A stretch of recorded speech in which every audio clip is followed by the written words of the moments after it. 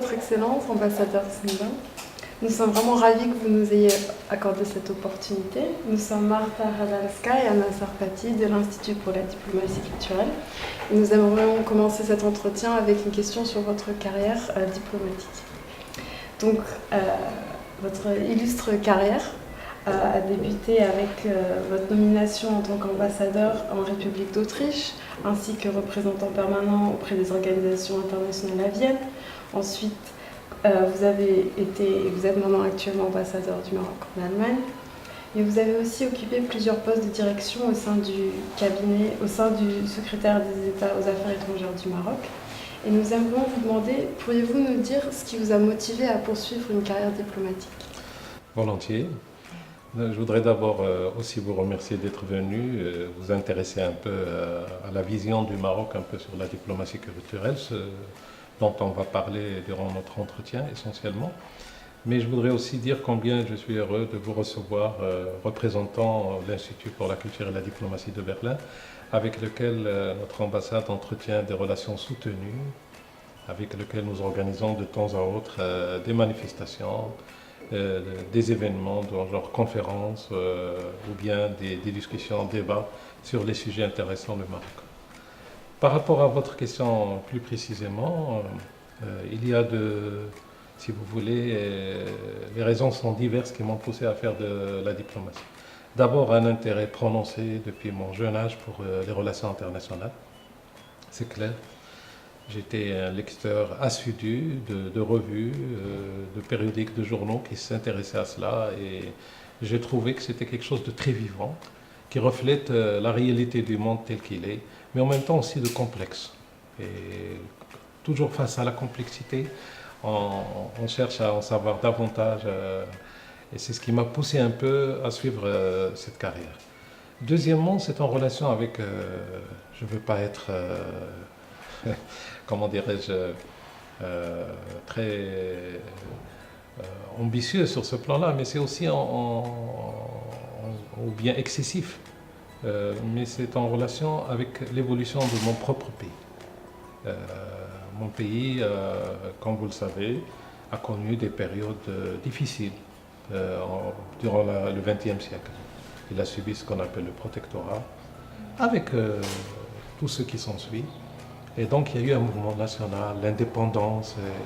Il se trouve que parmi les gens les plus proches, en l'occurrence mon père, a joué un rôle dans le mouvement national. Et donc c'était aussi faire de la diplomatie, c'est être parmi ceux qui défendent le pays, qui défendent les intérêts du pays.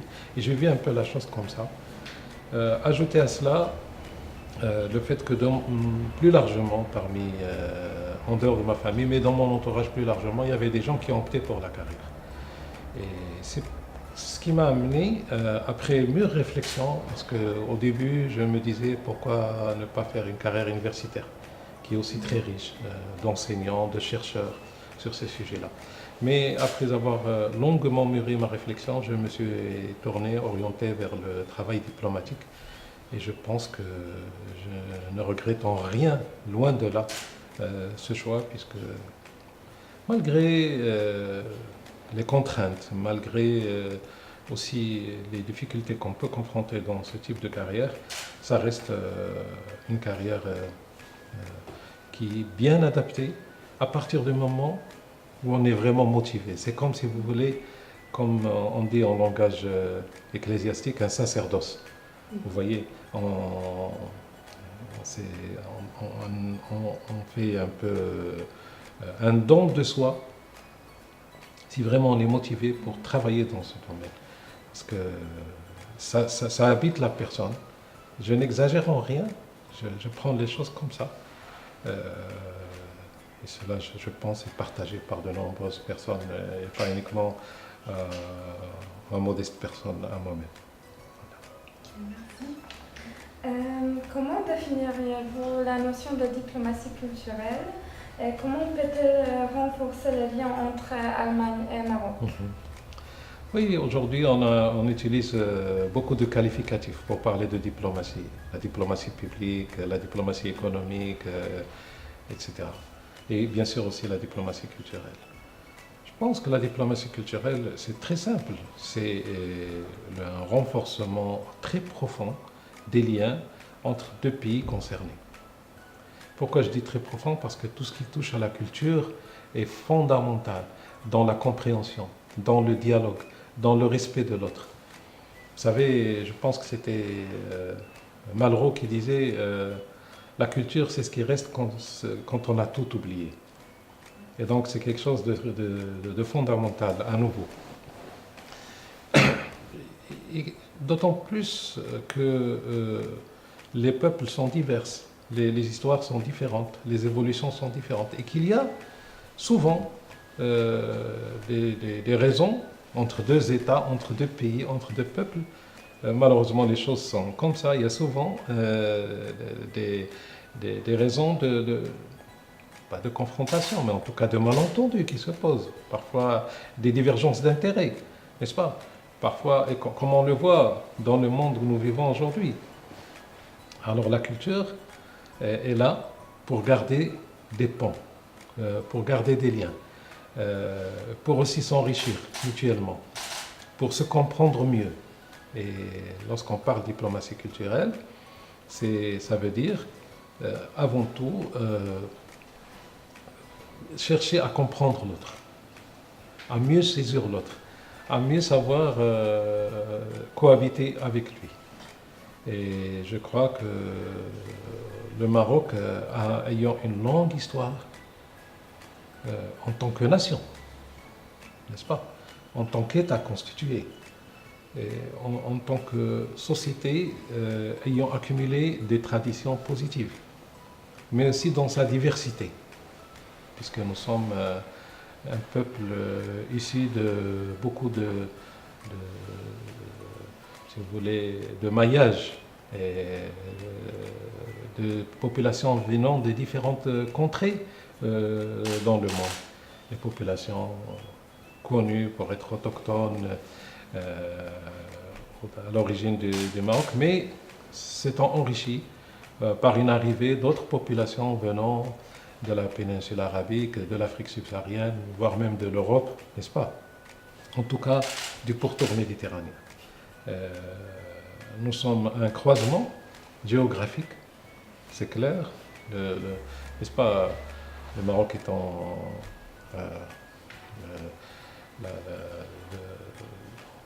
le nord de l'Afrique, mais aussi, si vous voulez, la partie septentrionale la plus avancée du continent africain et au voisinage immédiat de l'Europe. Donc nous sommes un croisement, un creuset aussi de culture et de civilisation, et aussi un croisement historique.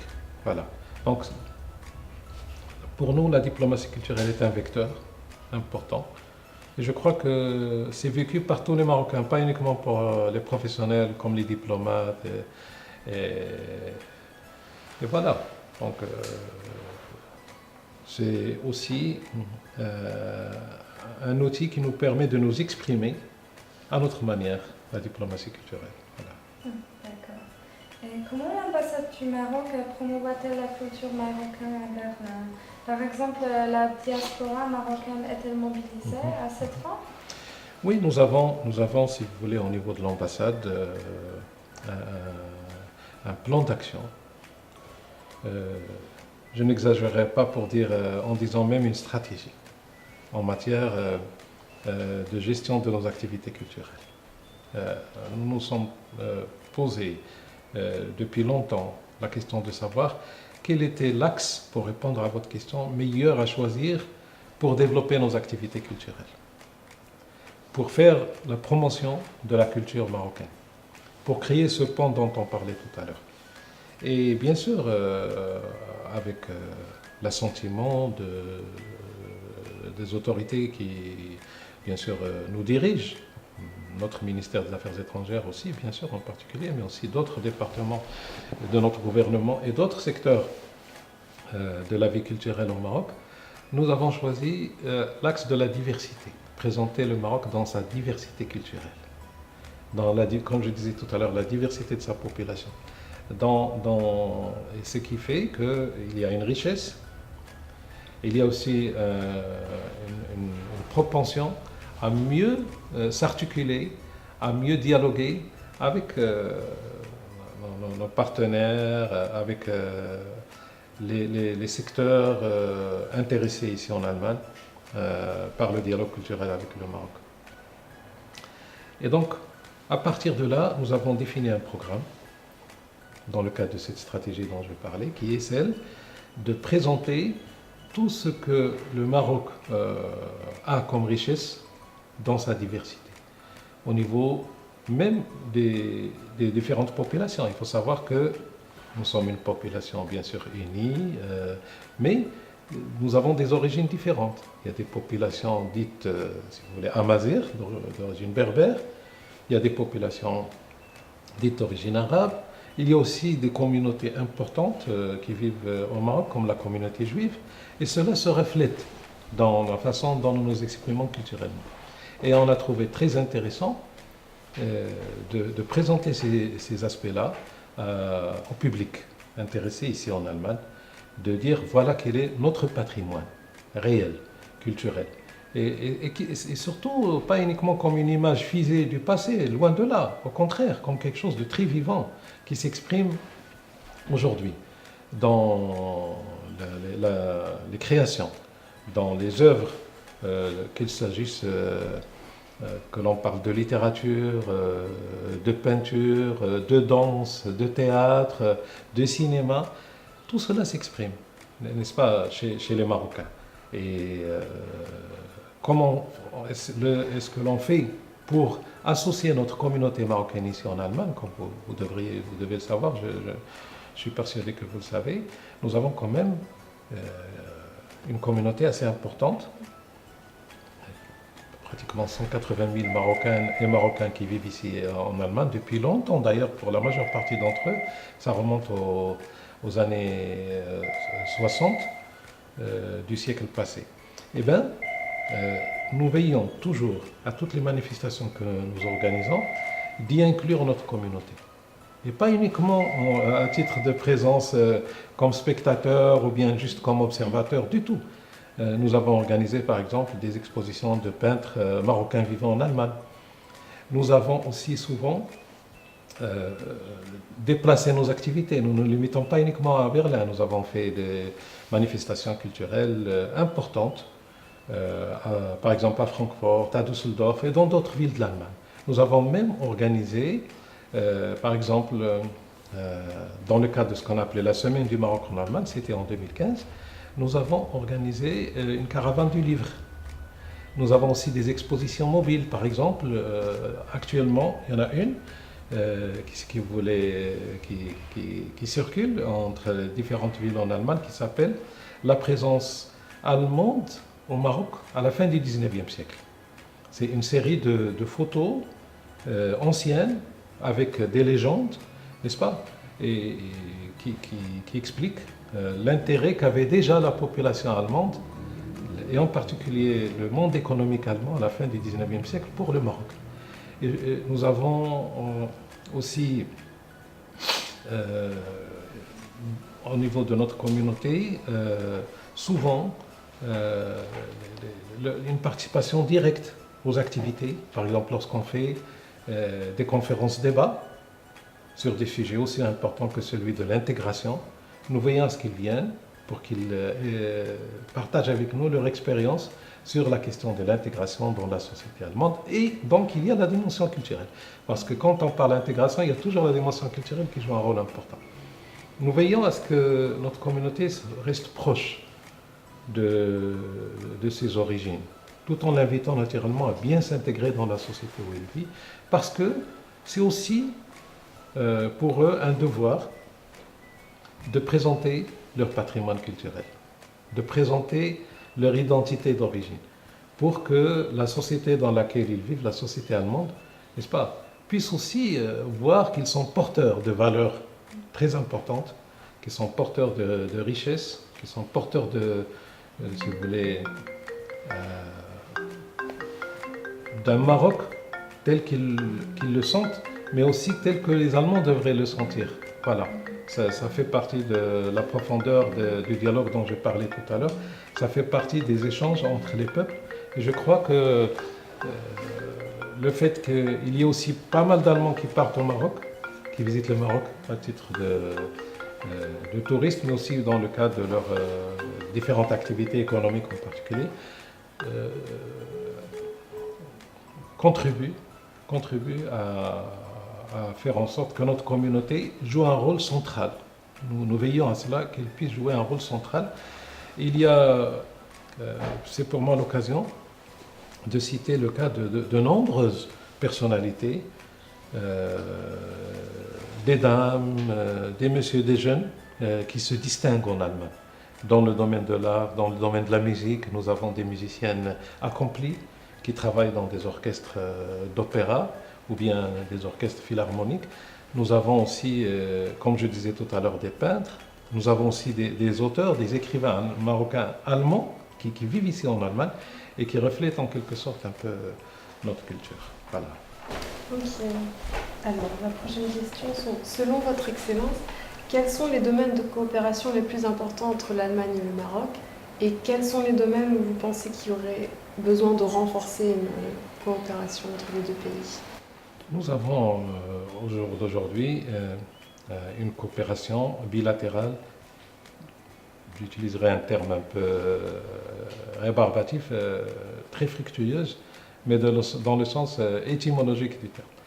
Nous avons d'abord, je crois, sur le plan économique, établi un cadre concernant des secteurs d'ordre stratégique. Je vais parler d'abord de l'énergie. Vous savez que le Maroc joue un rôle de locomotive en termes de l'introduction des énergies renouvelables au plan mondial. Le Maroc est un pays qui n'a pas beaucoup de ressources fossiles pour produire de l'énergie. Et donc, il y a des choix déterminants qui ont été faits, pas uniquement pour cette raison d'ailleurs, pour s'orienter vers les énergies renouvelables, mais aussi pour des raisons de protection du climat, bien sûr. Comme nous allons le constater, il y aura bientôt une conférence majeure, la COP22 en l'occurrence, qui aura lieu en début novembre prochain au Maroc, à Marrakech. Et il se trouve que l'Allemagne est l'un des pays les plus en pointe dans le monde dans ce secteur des énergies renouvelables, en termes d'ambition d'introduire les énergies renouvelables à un niveau très élevé dans la production d'électricité. Et c'est un domaine dans lequel nous avons un partenariat dit, si vous voulez, stratégique, dans lequel nous travaillons ensemble et dans lequel l'Allemagne s'implique énormément au Maroc par l'aide au financement de nos projets, comme par exemple la centrale de Ouarzazate, qui est aujourd'hui une centrale qui est devenue fameuse, mais aussi en termes de recherche et développement, mais aussi en termes de projets sur le terrain, par exemple dans la formation des jeunes qui doivent travailler dans ce secteur des énergies renouvelables. À côté de ce secteur proprement dit, il y a beaucoup d'autres, en particulier aussi la protection de l'environnement. L'Allemagne est très impliquée dans la protection de l'environnement au Maroc, par exemple en matière d'assainissement des liquides et aussi des matières solides dans les villes marocaines.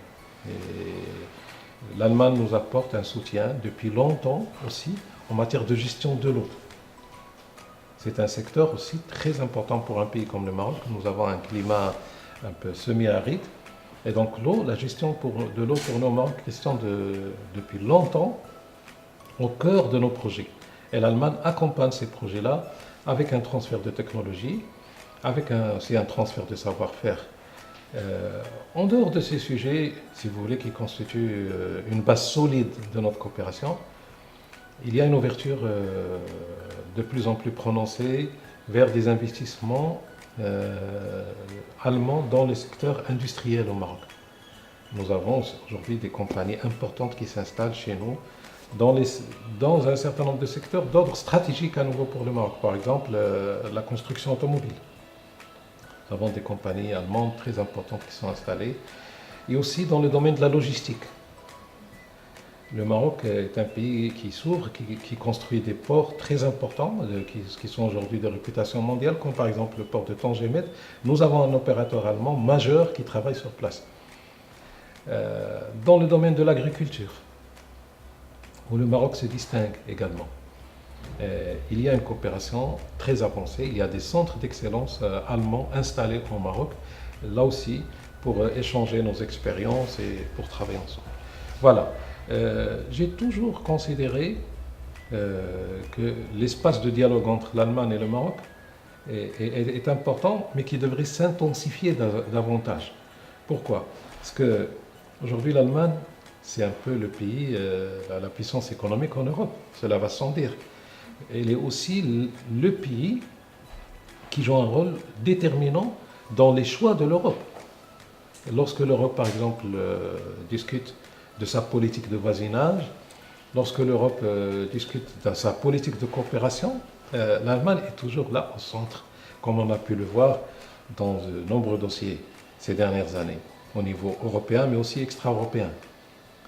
On voit par exemple la détermination avec laquelle la chancelière cherche à relancer les négociations avec les États-Unis sur l'accord de libre-échange, qui est très important. On voit aussi le rôle qu'a joué l'Allemagne sur le dossier de la dette grecque.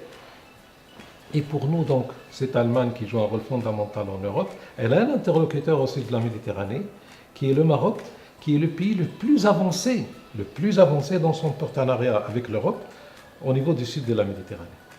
Et donc, il y a une connexion à établir, comme je disais tout à l'heure, pour intensifier notre dialogue sur ces sujets-là, en dehors de la coopération que j'ai citée. Une vision. Nous sommes appelés à bâtir une vision commune sur cette politique de voisinage, sur ce que l'on veut d'un côté comme de l'autre, de notre futur dans nos relations bilatérales. Pour répondre à votre question, deuxième partie de votre question, où devrions-nous nous activer davantage dans notre coopération? Eh bien, je reviens à la culture. C'est, je pense, le secteur qui mérite qu'on développe plus. Parce que quand on parle culture, ce n'est pas uniquement des activités à caractère, si vous voulez, ludique, qui participent du plaisir, de l'œil ou de l'oreille, du cinéma, du théâtre, de la danse, de la musique. Tout ça, c'est fondamental, c'est important. Mais ça participe aussi, quand on parle culture, on parle éducation. Et nous aimerions, en particulier, renforcer nos relations avec l'Allemagne dans les échanges académiques. Mettre en lien nos universités, nos centres de recherche, créer des institutions éducatives allemandes au Maroc, par exemple, comme il en existe d'autres venant d'autres pays, pour préparer au mieux le développement de nos relations dans leurs diverses formes. Voilà. Ok. Donc, comme vous l'avez déjà mentionné, le Maroc bénéficie d'une position géostratégique vraiment privilégiée et doté d'une grande diversité culturelle. Et selon vous, comment est-ce que le Maroc peut-il utiliser ses atouts pour agir en tant que médiateur entre les cultures européennes et africano-arabes et de là créer un rapprochement entre ces deux parties du monde? Ouais. Bon, le Maroc joue déjà ce rôle de façon très prononcée, très déterminée. Il n'y a qu'à voir, si vous voulez, l'événementiel culturel aujourd'hui au Maroc. Je pense que vous seriez surprise, n'est-ce pas, d'apprendre tout le calendrier et l'agenda culturel du Maroc. Nous avons développé, grâce aux orientations les plus hautes de Sa Majesté le Roi, un éventail d'activités culturelles de niveau mondial, pas uniquement régional. Si vous vous intéressez aux différents festivals qui ont lieu au Maroc, ce sont des festivals qui ont aujourd'hui une réputation assise, comme je dis, et où participent aussi ou viennent faire des performances des acteurs de la culture mondiale. Je cite par exemple le festival du cinéma de Marrakech, qui a aujourd'hui une réputation bien connue, qui est ouvert sur tous les cinémas du monde. Chaque année, il y a un pays qui est l'invité d'honneur. De mémoire, je cite par exemple l'Inde, le cinéma de l'Inde, le cinéma d'autres pays qui viennent, et le cinéma français, bien sûr, étant donné quand même nos relations traditionnelles avec la France. Il y a aussi d'autres festivals comme celui de Mawazine qui s'appelle les musiques du monde, qui se tient chaque année dans notre capitale à Rabat. Et vous avez éparpillé dans toute la ville de Rabat et la ville de Salé, qui est la ville jumelle, des scènes où nous recevons des musiciens de réputation mondiale et aussi représentant les différentes musiques qui s'expriment dans le monde, la musique arabe, la musique occidentale, la musique africaine, etc. Nous avons aussi des festivals sur la musique traditionnelle, en particulier le festival des musiques sacrées de Fès, vous voyez, où viennent là aussi s'exprimer les différentes tendances de la musique spirituelle dans le monde. Et tout cela fait en sorte que le Maroc se positionne, encore une fois, comme un croisement de cultures, et donc ouvert non seulement sur sa région stricto sensus, comme je disais, arabe, européenne, mais aussi vers l'Afrique, aussi vers le reste. À côté de cela, il y a une politique, là aussi, dirigée personnellement par Sa Majesté le Roi, qui s'implique dans la réalisation de ces infrastructures. Il y a une politique de construction d'une infrastructure qui puisse être, si vous voulez, le réceptacle d'activités culturelles de niveau mondial. Nous avons déjà construit un certain nombre de théâtres, par exemple le théâtre d'Oujda, mais aussi aujourd'hui des salles de concerts et des théâtres exceptionnels dans la ville de Casablanca et de Rabat, qui sont appelés à être ouverts aux différentes expressions musicales, mais aussi théâtrales et de toute forme de participation culturelle au niveau mondial. Et nous avons aussi une politique muséale, le renforcement des capacités de nos musées, le développement de nos musées pour être des lieux d'exposition exceptionnels. Nous avons par exemple ouvert le musée des arts modernes de Rabat, il y a de cela 2 années, qui a déjà commencé à se faire connaître en organisant des expositions, par exemple, sur le sculpteur Giacometti, vous voyez, absolument, et qui aussi a déjà abrité une exposition sur l'art moderne marocain, mais en dehors de ces activités qui se tiennent au Maroc même, nous avons de temps en temps des manifestations culturelles marocaines exceptionnelles, genre expositions sur le Moyen-Âge au Maroc, par exemple, qui ont eu lieu récemment à l'Institut du monde arabe, mais aussi dans les pays arabes du Golfe, mais aussi dans d'autres pays, y compris ce qu'on fait ici en Allemagne. On a fait des choses importantes, n'est-ce pas?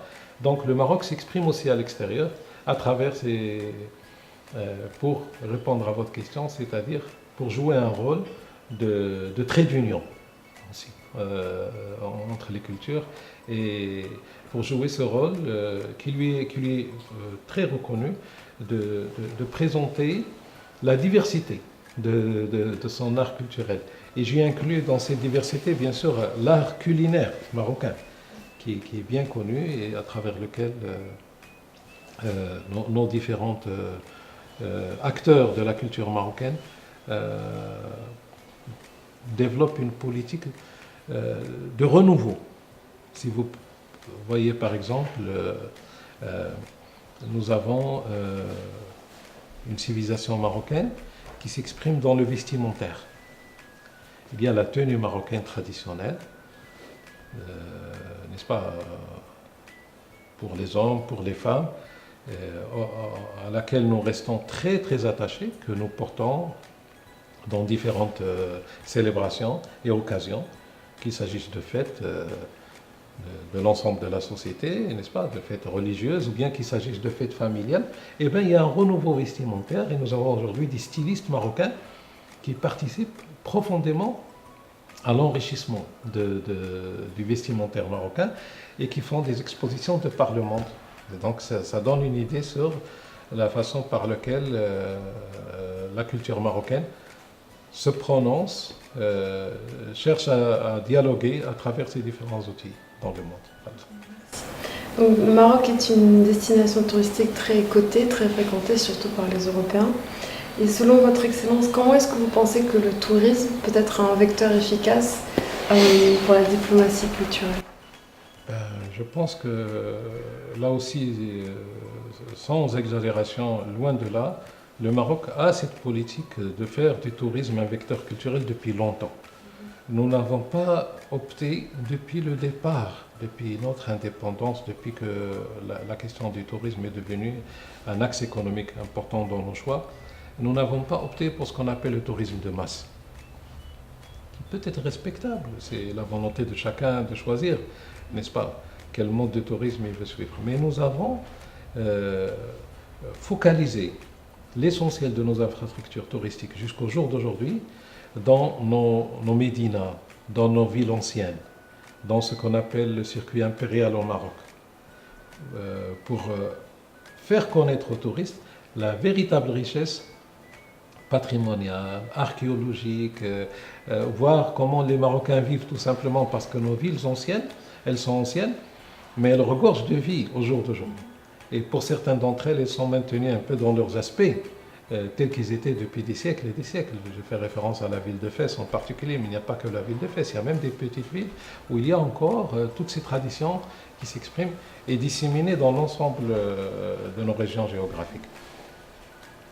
Donc un tourisme très prononcé sur le plan culturel, mais aussi de plus en plus un tourisme moderne, entre guillemets, le tourisme vert, le tourisme écologique, et aussi un tourisme, si vous voulez, de santé, parce que nous avons par exemple certaines régions où on adapte un certain nombre d'infrastructures selon les choix de nos visiteurs.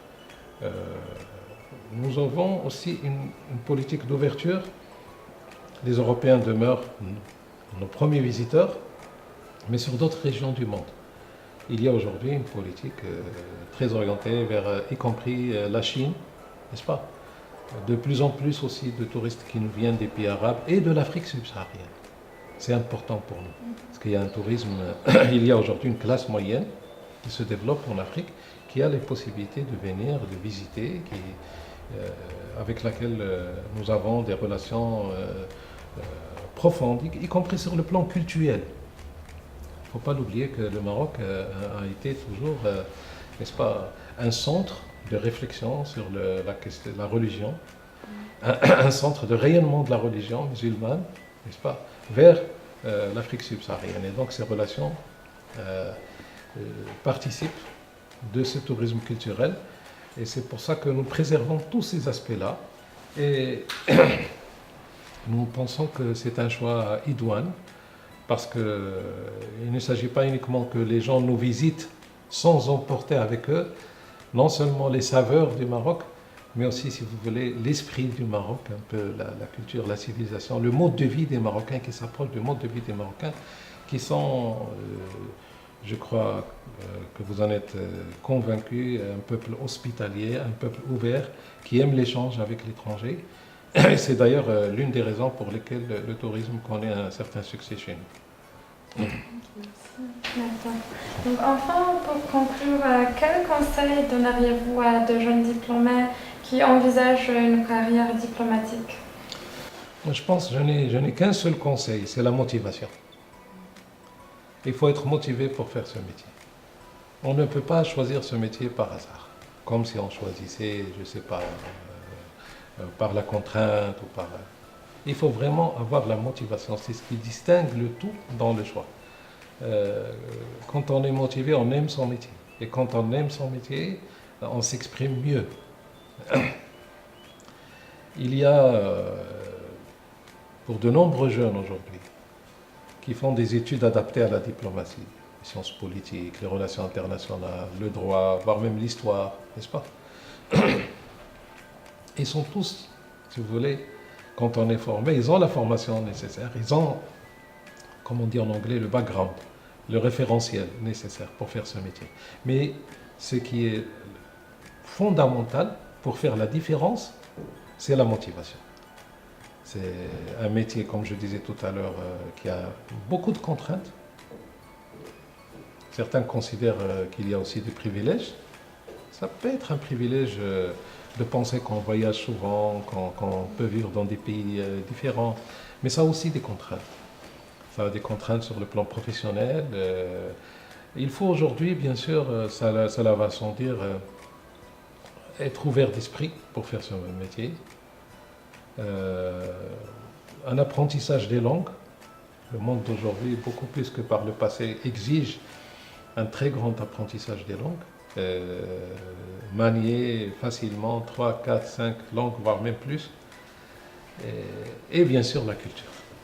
Parce que le métier de diplomate est un métier qui, je pense, allie de façon très harmonieuse le volet professionnel et le volet, si vous voulez, culturel.